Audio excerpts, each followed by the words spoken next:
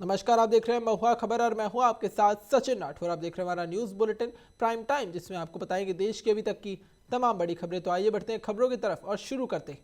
उत्तर प्रदेश के गोरखपुर में इस बार होली खास होने वाली है। आपको बता दें कि पांड्या हाता स्थित होलिका दहन उत्सव समिति के 99वें आयोजन में अब मुख्यमंत्री योगी आदित्यनाथ शामिल होंगे।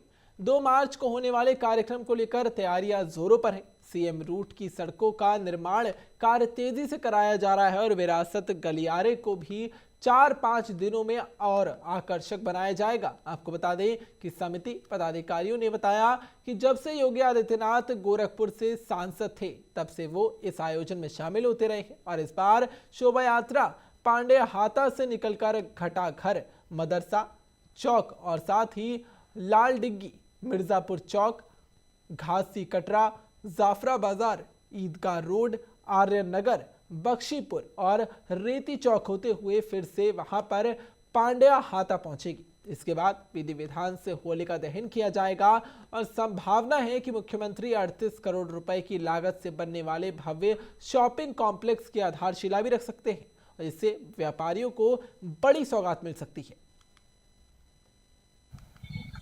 रंगों का महापर्व होली आने वाला है और होली से पूर्व जो होलिका दहन होता है वो बेहद ही महत्वपूर्ण माना जाता है। और गोरखपुर में होलिका दहन का जो इतिहास रहा है तो सैकड़ों वर्ष पुराना है, जो कि जहाँ पर हम मौजूद हैं यहाँ पांड्या हाता में, यहाँ पर सूबे के मुखिया योगी आदित्यनाथ इसी मार्ग से आते हैं और आप देख सकते हैं कि इस मार्ग पर लगातार कार्य चल रहा है और इस बार उनके आगमन को लेकर संशय की स्थिति बनी हुई है। लेकिन हमारे साथ श्री श्री होलिका दहन उत्सव समिति के सदस्य हैं, जिन्होंने योगी आदित्यनाथ को निमंत्रण दिया है और उनसे क्या वार्ता हुई हम उनसे जानेंगे। अध्यक्ष जी, क्या लगता है कि इस बार का जो आप लोगों का होलिका दहन होगा वो कितना ऐतिहासिक होगा?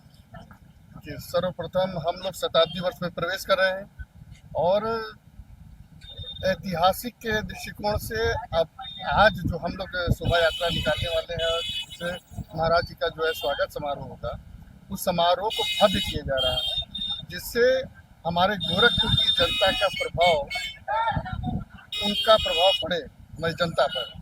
और दूसरी बात है कि जो ऐतिहासिक हम लोग का है, जैसे शुरू से अपने जो शोभा यात्रा निकलती आई है, पहले छोटे रूप में था, उसके बाद धीरे धीरे बड़े रूप में भी होता गया और आज और भव्य करने का हम लोग का व्यवस्था बन रही है। उत्तर प्रदेश के बुलंदशहर जनपद के खुर्जा में आगामी होली, रमजान और ईद को लेकर प्रशासन सतर्क हो चुका है। त्योहारों को शांतिपूर्ण ढंग से संपन्न कराने के लिए खुर्जा नगर कोतवाली में शांति समिति की बैठक आयोजित की गई। बैठक की अध्यक्षता एसडीएम प्रतीक्षा पांडे, क्षेत्राधिकारी शोभित कुमार और थाना प्रभारी धर्मेंद्र कुमार ने की। अधिकारियों ने सख्त लहजे में कहा कि त्योहारों के दौरान किसी भी प्रकार की अराजकता, हुड़दंग या फिर माहौल खराब करने की कोशिश बर्दाश्त नहीं की जाएगी। आपको बता दें कि सोशल मीडिया प्लेटफॉर्म पर विशेष निगरानी रखी जा रही है और भ्रामक पोस्ट या फिर अफवाह फैलाने वालों के खिलाफ कठोर कार्रवाई की जाएगी। संवेदनशील क्षेत्रों में अतिरिक्त पुलिस बल तैनात किया जाएगा और लगातार गश्त की व्यवस्था रखी जाएगी। बैठक में मौजूद धर्मगुरुओं ने प्रशासन को भरोसा दिलाया कि सभी त्योहार आपसी सौहार्द और भाईचारे के साथ मनाए जाएंगे, जबकि प्रशासन ने नागरिकों से शांति बनाए रखने में सहयोग की अपील की है। जी, जो आगामी त्यौहार है होली का और रमज़ान का जो पवित्र माह चल रहा है, इसके संबंध में पीस कमेटी की बैठक की जा रही है और इस बैठक में यही हम लोगों ने पहले समस्याएं पूछी थी लोगों की। तो लोगों ने की एक जनरल समस्याएं थी, बस ये कि साफ़ सफाई रहे, उस दिन कोई हुड़दंग ना हो, पुलिस प्रशासन पूरी तरह से अलर्ट रहे। और जो दिशा निर्देश हम लोगों ने दिए हैं या उनसे जो अपेक्षाएँ रखी हैं वो यही हैं कि वो अपनी तरफ से भी साफ़ सफाई बनाए रखें और अगर उनके सामने कोई लॉ एंड ऑर्डर की चीज़ों ने दिख रही तो हमें समय पे बता दें। इसके अलावा अगर कोई वाद विवाद की स्थिति उत्पन्न भी हो रही है तो उसमें अपने स्तर से कोई कार्यवाही ना करते हुए पहले पुलिस प्रशासन को अवगत कराएं। सर, थाने में एक पीस कमेटी की बैठक आयोजित की गई है, किस तरह के दिशा निर्देश दिए गए? आज थाना खुर्जा नगर पर एसडीएम साहब और हमारे द्वारा आगामी त्योहारों को लेकर पीस कमेटी की मीटिंग आयोजित की गई है, जिसमें सभी व्यक्तियों से उनकी समस्याओं को सुनकर उनका शीघ्र निस्तारण कराया जाएगा तथा सभी से अपील की गई है कि कानून व्यवस्था को बनाए रखते हुए आगामी त्योहारों को पूरे भाईचारे के साथ, शांति अमन के साथ। उत्तर प्रदेश के वाराणसी में होली के मद्देनजर कानून व्यवस्था सुदृढ़ रखने के लिए एसपी चेतगंज डॉक्टर ईशान सोनी के नेतृत्व में वहां पर पीस कमेटी की बैठक आयोजित की गई। बैठक में चेतगंज, सिगरा और जैतपुर थानों के अंतर्गत आने वाले होलिका दहन और होली आयोजन को बुलाकर वहां पर जरूरी दिशा निर्देश दिए गए और प्रमुख निर्देशों में शामिल है कि होलिका दहन केवल निर्धारित स्थान और समय पर किया जाएगा। डीजे और लाउडस्पीकर की आवाज तय मानक के अनुसार सीमित की जाएगी और किसी भी प्रकार की भड़काऊ पोस्ट या अफवाह सोशल मीडिया पर नहीं फैलाई जाएगी। संवेदनशील क्षेत्रों में विशेष सतर्कता बरती जाएगी और एसीपी डॉक्टर ईशान सोनी ने कहा कि प्रशासन की प्राथमिकता है कि त्योहार को शांतिपूर्ण और सौहार्दपूर्ण वातावरण में संपन्न किया जाए। नियमों का उल्लंघन करने वालों पर और ज्यादा आयोजकों पर कड़ी कार्रवाई की जाएगी। देखिए, रमजान का महीना चल रहा है और इसी महीने में होली का त्यौहार पड़ता है। धर्म और आस्था की नगरी ये काशी मानी जाती है और गंगा जमुनी तहजीब के नाम से शहर इस बनारस को जाना जाता है। आज चेतगंज सर्कल के तीनों थाने की फोर्स यहाँ मौजूद है और लोगों को अवेयर कर रहे हैं, समझा रहे हैं। आप देख सकते हैं कि यहाँ जो चेतगंज सर्कल के लोग हैं, जैतपुरा, चेतगंज और सिगरा जो भी होली कार्यक्रम के आयोजक हैं वो यहाँ बैठे हुए हैं और जो चेतगंज सर्कल के अधिकारी हैं डॉक्टर ईशान सोनी साहब, वो लोगों को अवेयर कर रहे हैं, लोगों को समझा रहे हैं कि किस तरीके से जो आयोजक हैं वो अपने कार्यक्रम को अपने हिसाब से यहाँ पे लोगों को सुनिश्चित करेंगे और समझाएंगे। कोई भी हुड़दंगा ही ना हो होली को लेके। और जो भी मुस्लिम लोग हैं उनसे ये अपील करें कि अगर आपके ऊपर कोई रंग का छींटा पड़ भी जाता है तो भाईचारे के अनुरोध करते हुए आप उस त्यौहार को मनाएंगे और उसको नेगलेक्ट करेंगे। ईशान सोनी जी, उनसे जानते हैं कि क्या समझाया उन्होंने। आज क्या समझाया सर आपने लोगों को? देखिए, होली का पर्व आने वाला है। इसमें होली का दहन एक दिन होता है, एक दिन रंग खेला जाता है। तो आज यहाँ पे एक पीस कमेटी की मीटिंग आयोजित की गई है जिसमें सभी वर्ग के, सभी समुदाय के लोग इसमें जुड़े हैं और सभी को प्रशासन के जो भी दिशा निर्देश हैं उनसे अवगत कराया गया है। पूर्व में विगत वर्षों में यदि कोई किसी का कोई किसी ने कोई इशू फेस किया हो, होलिका रखने को लेके है या रंग लगाने को लेके कोई इसमें विवाद हुआ हो, तो आज उन सभी को संज्ञान में लिया गया है और उसी के हिसाब से इसको त्योहार को सब। उत्तर प्रदेश के मिर्जापुर में विंध्याचल पार्षद पंडित अवनीश मिश्रा ने समाजवादी पार्टी ज्वाइन कर लिया है और इस अवसर पर सपा के राष्ट्रीय अध्यक्ष अखिलेश यादव भी मौजूद दिखे। निजी लॉन में पत्रकार वार्ता में दौरान उन्होंने बताया कि वर्तमान सरकार की कार्यप्रणाली और सरकारी अधिकारियों की बेपरवाह रवैया देखकर उन्होंने सपा का दामन थामा। पंडित अवनीश मिश्रा ने कहा कि सरकारी कर्मचारी बेअंकुश है। माघ मेला में बटकों के साथ दुर्व्यवहार किया गया और सड़कों की हालत खराब है और हर घर जल योजना भी अधूरी दिखती है। उन्होंने कहा कि सपा हमेशा सर्व समाज को लेकर काम करती है और जाति धर्म का विभेद नहीं करती। विधायक पंडित रत्नकार मिश्रा द्वारा विंध्याचल से 1 किलोमीटर के भीतर मांस मदिरा वहां बिक्री पर रोक लगाने की मांग पर अवनीश मिश्रा ने कहा कि ये नियम केवल विंध्याचल तक सीमित है पर पूरे अब क्षेत्र में इसे लागू करना चाहिए। चुनाव और भविष्य की योजनाओं पर उन्होंने कहा कि वो सपा के छोटे सिपाही के रूप में राष्ट्रीय अध्यक्ष के आदेश का पालन करेंगे। आज हमने प्रेस वार्ता इसलिए रखा है कि अपने सभी भाइयों से हम रूबरू हो जाएं और माननीय राष्ट्रीय अध्यक्ष जी के नेतृत्व में हमने समाजवादी पार्टी ज्वाइन किया है और समाजवादी पार्टी के राष्ट्रीय अध्यक्ष जी के मार्गदर्शन पर, उनके दिशा निर्देश पर मैं चलने का कार्य करूंगा। बस मेरा मुख्य विचार यही था कि आप लोगों से मैं रूबरू हो जाऊं, मैं अपने सारे भाइयों को ये बता दूं कि मैं समाजवादी। बिहार में डीजे पर प्रतिबंध लगाए जाने के बाद पटना में ट्रॉली बैंड संघ ने अपनी मांगों को लेकर सरकार से गहरा गुहार लगाई है। बिहार के विभिन्न जिलों से आए बैंड वादक पटना विधानसभा परिसर के बाहर पहुंचे और ज्ञापन सौंपा। उन्होंने स्पष्ट किया कि वो डीजे नहीं है बल्कि पारंपरिक ट्रॉली बैंड बजाते हैं और बड़े बड़े बॉक्स का इस्तेमाल भी नहीं करते। संघ ने चेतावनी दी कि अगर उनकी मांगों पर विचार नहीं किया गया तो वो सड़कों पर उतरेंगे और भुखमरी के कगार पर खड़े होंगे। उन्होंने सरकार से अपने पेशे और संस्कृति के प्रति समर्थन की अपील की और ट्रॉली बैंड संघ के अध्यक्ष मोहम्मद आलम ने कहा कि पारंपरिक संगीत को प्रतिबंधित करना गलत होगा। उनके साथ गणेश कुमार, बिरजू कुमार, ओम प्रकाश और प्रमोद कुमार मौजूद दिखे।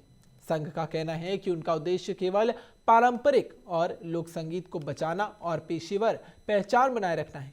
मोहम्मद आलम और उनकी ट्रॉली संघ अध्यक्ष गणेश कुमार सदस्य, बिरजू कुमार सदस्य, ओम प्रकाश सदस्य, प्रमोद कुमार दिखे।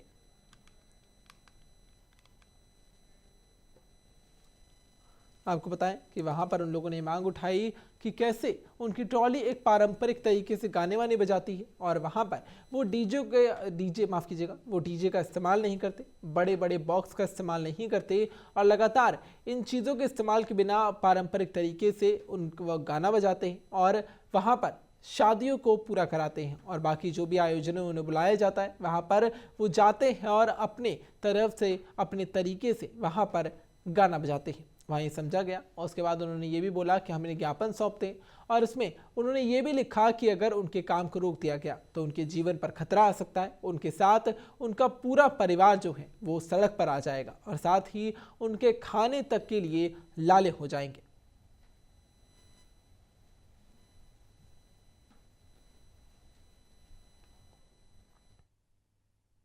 में आप लोग ज्ञापन लेकर खड़े हुए हैं विधानसभा के गेट के पास, क्या कुछ मांग है, किस बात के लिए ज्ञापन लिए हुए हैं?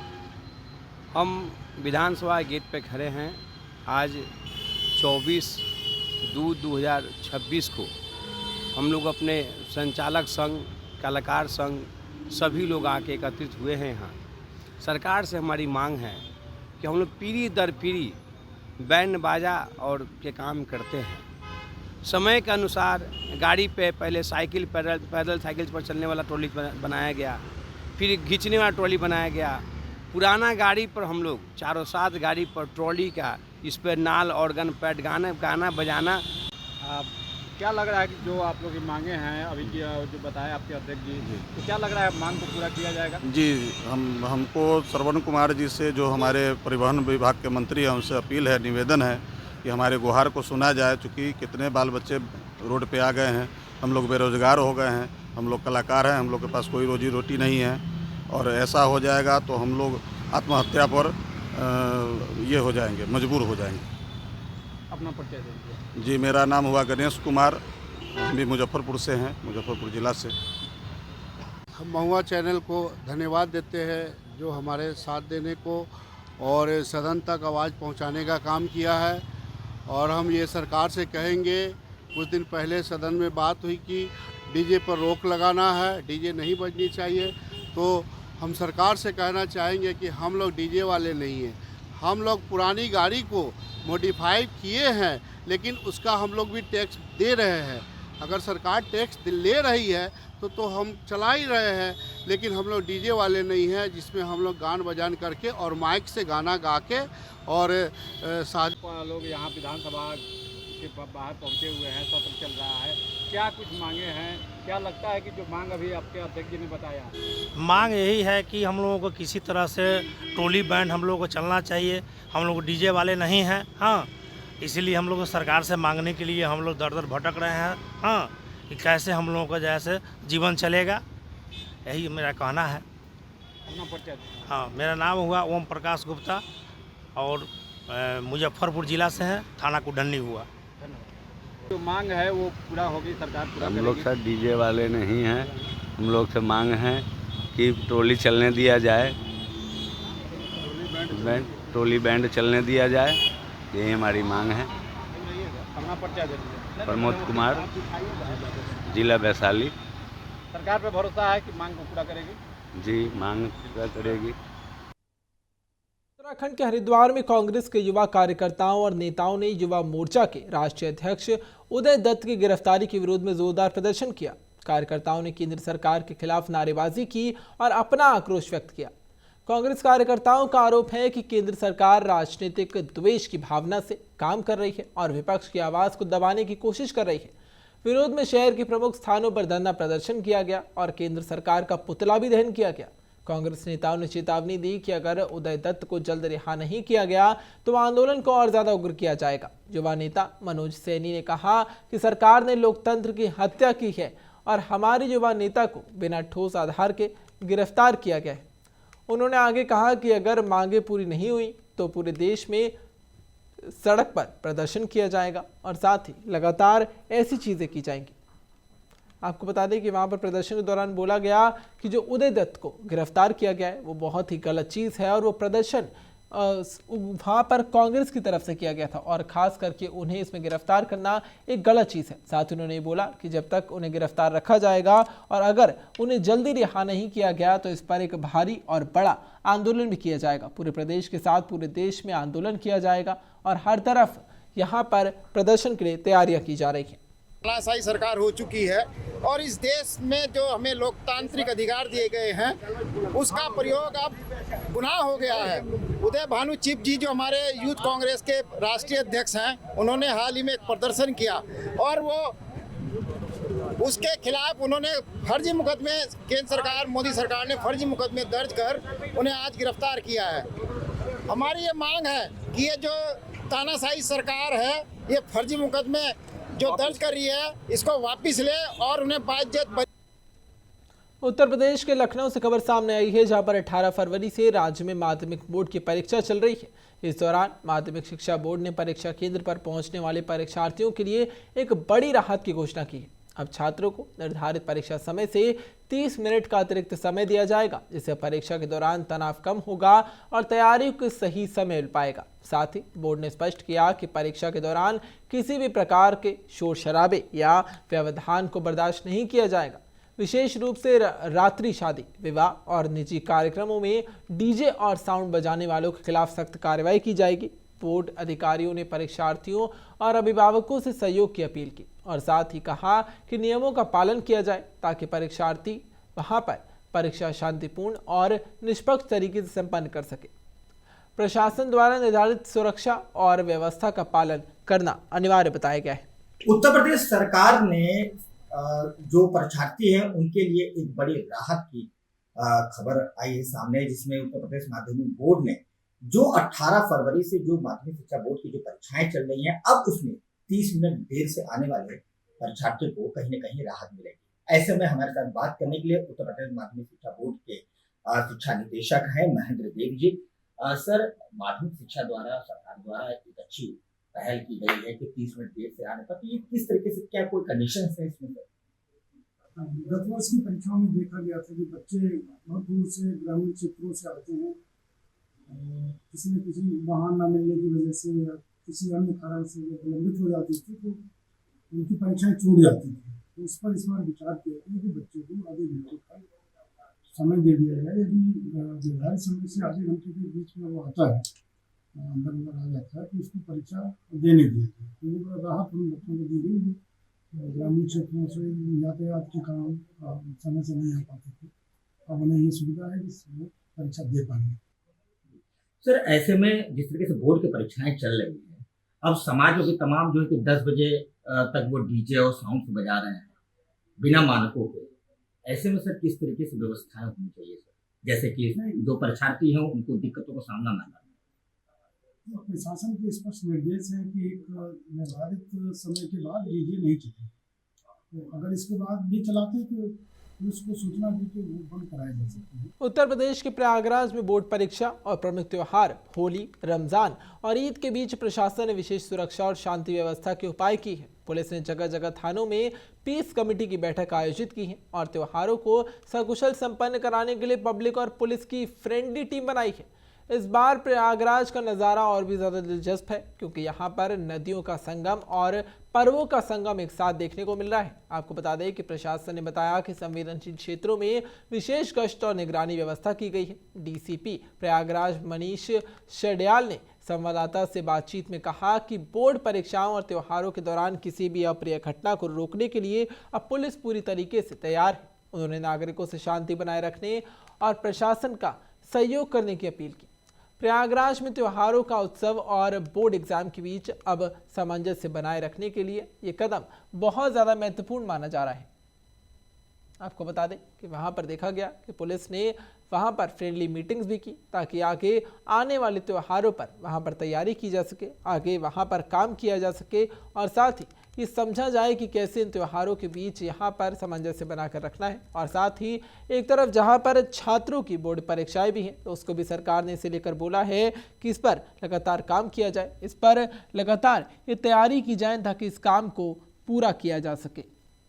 तो बता दें कि बोर्ड एग्जाम और पर्वों के संगम को लेकर लगातार इस पर आगे से सरकार की तरफ से बात कही जा रही है कि इस पर ध्यान रखा जाए, छात्रों को कोई भी दिक्कत ना हो पाए। और साथ ही होली, रमज़ान और ईद को लेकर भी ये कहा गया कि इन पर लगातार तैयारी की गई है, लेकिन इसी बीच गश्त को और ज़्यादा तेज़ किया जाएगा। जितने भी संवेदनशील इलाके हैं वहाँ पर ज़्यादा चौकसी बढ़ाई जाएगी और वहाँ पर ज़्यादा ध्यान रखने की कोशिश की जाएगी कि वहाँ पर कोई भी अप्रिय घटना ना हो सके। आपको बता दें, पुलिस ने यही जानकारी दी कि वहाँ पर कोई भी घटना को रोकने पर काम किया जाएगा। हर त्यौहार को सही तरीके से और अच्छे तरीके से संपन्न कराने की कोशिश की जाएगी। इसके साथ ये बताया गया कि अभी कुछ ऐसे महत्वपूर्ण पर्व आ रहे हैं जैसे कि होली, रमज़ान और ईद, जिनकी वजह से वहाँ पर सुरक्षा को और ज़्यादा बढ़ाना ज़रूरी था, जिसके बाद अभी मीटिंग्स आयोजित की गई और साथ ही वहाँ पर फ्रेंडली टीम्स बनाई गई हैं जिनकी मदद से इन हालातों को रोका जा सकेगा। अगर कोई अप्रिय घटना होती है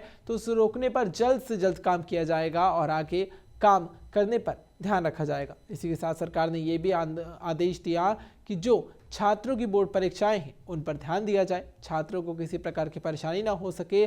गाने बजाने से लेकर हर चीज़ से लेकर बोर्ड परीक्षार्थियों को वहाँ पर ध्यान रखना है। और साथ ही ये बोला गया कि वहाँ पर छात्रों को ध्यान रखना होगा कि कैसे वहाँ पर पढ़ाई ना बिगड़े, बोर्ड परीक्षाएं सही से जाए। और साथ ही ये भी बोला गया कि कैसे वहाँ पर छात्र अपनी परीक्षाओं को पूरा कर पाएंगे। छात्रों को ये बताया गया कि कैसे वो अपनी इन दिक्कतों को दूर करें और साथ ही ये भी बोला गया कि इन चीज़ों को रोकने पर काम किया जाए।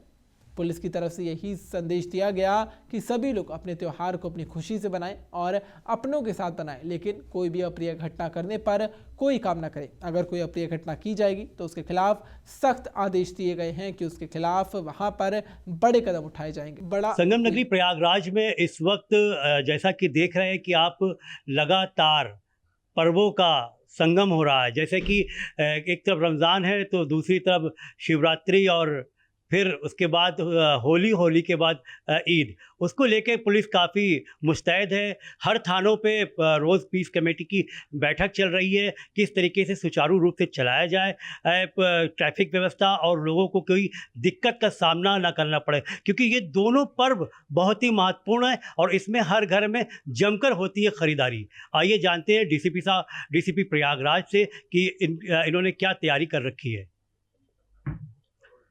आज इस वर्ष रमज़ान का महीना और होली दोनों साथ साथ पड़ रहे हैं। हमारी दोनों ही त्योहारों को लेकर काफ़ी विस्तृत रूप से तैयारी हमारे द्वारा की गई है। इसमें रमज़ान के महीने को लेकर जो अलविदा की नमाज़ पढ़ी जाती है और बाकी नमाज़ें पढ़ी जाती हैं। शहर क्षेत्र में लगभग 400 के आसपास मस्जिद और ईदगाहों की संख्या है। इसमें पुलिस के द्वारा समय समय पर ड्यूटियाँ लगाई जा रही हैं और फुट पेट्रोलिंग भी की जा रही है। इसके अलावा जो होली का त्यौहार आ रहा है उसमें होलिका दहन की जो संख्या है वो लगभग 1000 के आसपास है। इसमें सभी लोगों से पीस कमेटी की मीटिंग हर थाना क्षेत्र में संपादित की जा चुकी है। सभी आयोजकों से बात कर ली गई है। ट्रैफिक को लेकर सभी जगह पर निर्देशित भी किया गया है हमारे द्वारा कि जो भी ट्रैफिक नियमों का वायलेशन करेगा उनके विरुद्ध सख्त से सख्त कार्रवाई की जाएगी। खबरों का सिलसिला यूं ही जारी रहेगा, लेकिन अभी के लिए इतना ही। देखते रहिए महुआ खबर।